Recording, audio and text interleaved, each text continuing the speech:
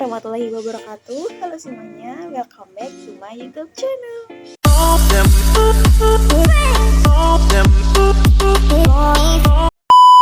Oke, jadi pada video kali ini aku akan membahas tentang kepemimpinan sekolah efektif. Yang pertama yang kita bahas ini adalah tentang konsep kepemimpinan. Nah, kepemimpinan atau leadership merupakan hal yang sangat penting di dalam sebuah lembaga pendidikan. Kepemimpinan di dalam lembaga pendidikan berkaitan dengan bagaimana kepala sekolah mampu untuk mendorong kinerja para guru, serta untuk menunjukkan sifat yang bersahabat, dekat, perhatian, serta penuh pertimbangan terhadap para guru secara kelompok maupun secara individu.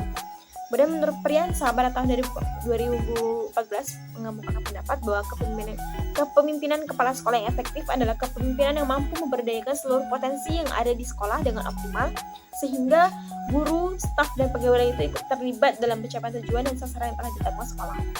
Kemudian dari definisi yang sudah saya paparkan tadi, didapatkan bahwa ada unsur-unsur di dalam kepemimpinan, yaitu ada pemimpin yang dipimpin, kemudian adanya proses mempengaruhi dan adanya tujuan yang ingin dicapai.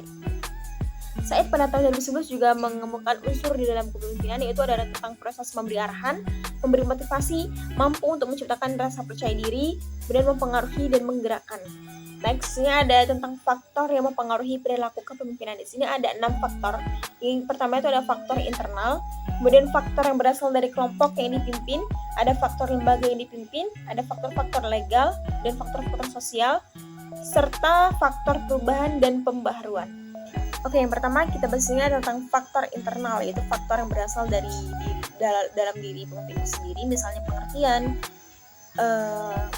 pengertiannya tentang kepemimpinan itu seperti apa, kemudian nilai atau hal yang akan dikejar dalam kepemimpinan itu apa, cara untuk menduduki pangkat kepemimpinan, kemudian pengalaman dalam kepemimpinan, dan terakhir tentunya tentang pandangan seseorang tentang manusia.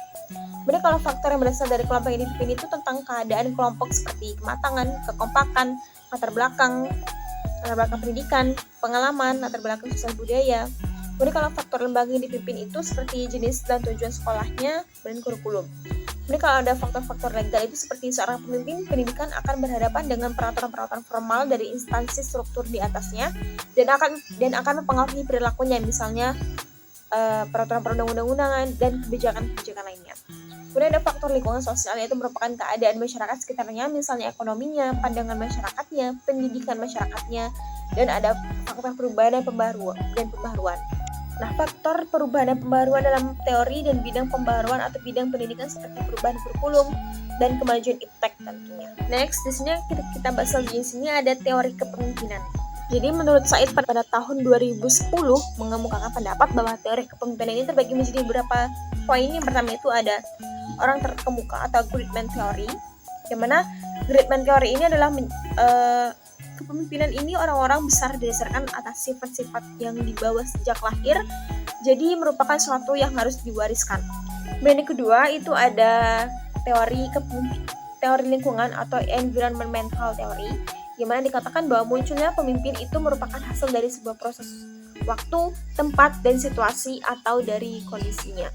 Kemudian yang ketiga itu ada teori pribadi dan situasi atau personal situation theory, di mana teori ini adalah gabungan dari teori orang terkemuka dan lingkungan.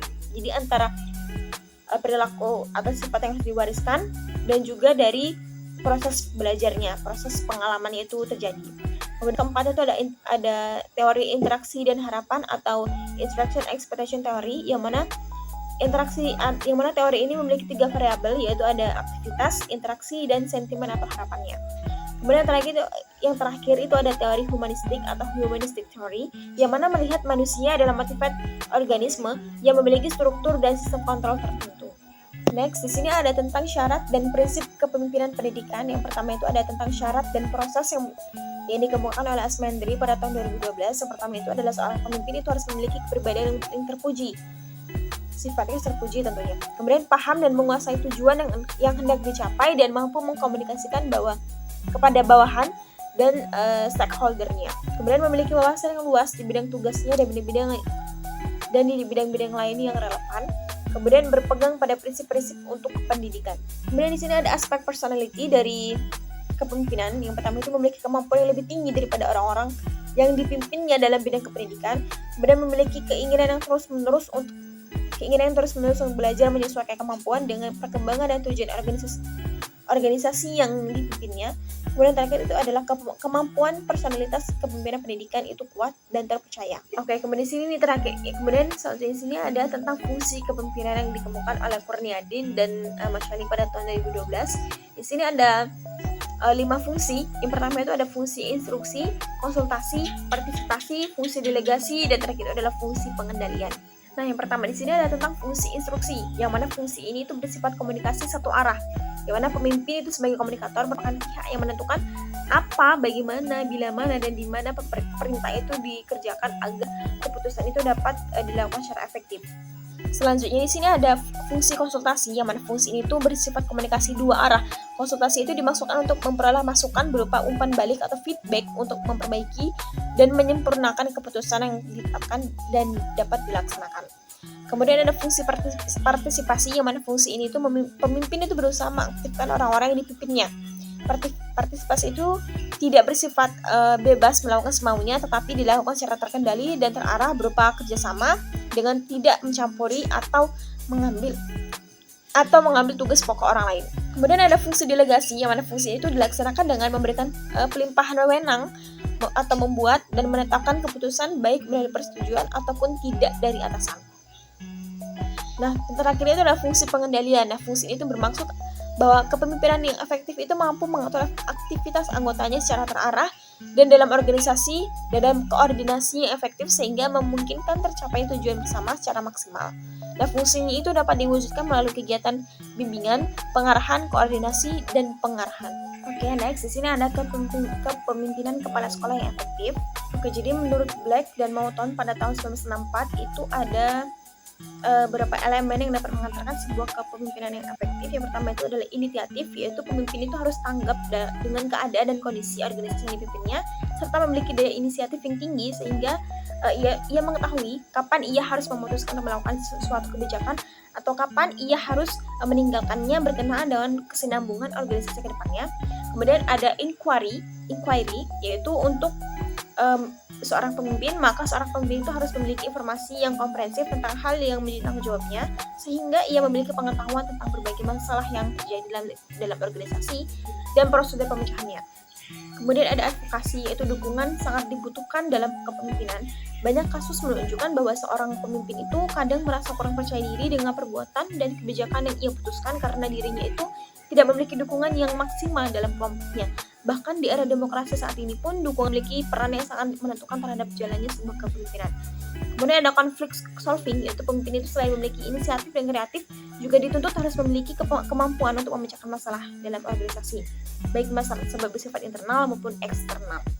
Kemudian ada decision making, yaitu seorang pemimpin itu harus dalam menjalankan roda kepemimpinannya itu dituntut harus memiliki kemampuan dalam memutuskan sesuatu yang terbaik bagi jalannya organisasi dan kepemimpinan yang menjadi tanggung jawabnya. Nah, keputusan yang baik adalah keputusan yang tidak mengecewakan dan menjadikan orang lain frustasi. Dan itu adalah kritik, yaitu jiwa kritis ini menentukan kejelian pemimpin dalam memimpin sebuah organisasi, yaitu ia dituntut untuk jeli dan teliti dalam menjalankan organisasi serta dalam mengevaluasi segala hal yang berkaitan dengan organisasi dan menentukan mana yang harus dipertahankan dan dikembangkan dari organisasi di masa mendatang dan mana yang harus ditinggalkan dan diganti dengan kebijakan yang lebih baik lagi. Next, materi selanjutnya di sini adalah tentang kunci sukses kepemimpinan. Hal ini dikemukakan oleh Mulyasa pada tahun 2013, yang mana kunci untuk sukses dalam kepemimpinan di sini yang pertama adalah visi dan misinya yang utuh, kemudian tanggung jawab, dia juga harus teladan, bisa memberdayakan staf, mendengarkan orang lain, memberikan layanan prima, kemudian mengembangkan orang, kemudian dapat memberdayakan sekolah, kemudian fokus pada peserta didik dan manajemen yang mengutamakan praktik.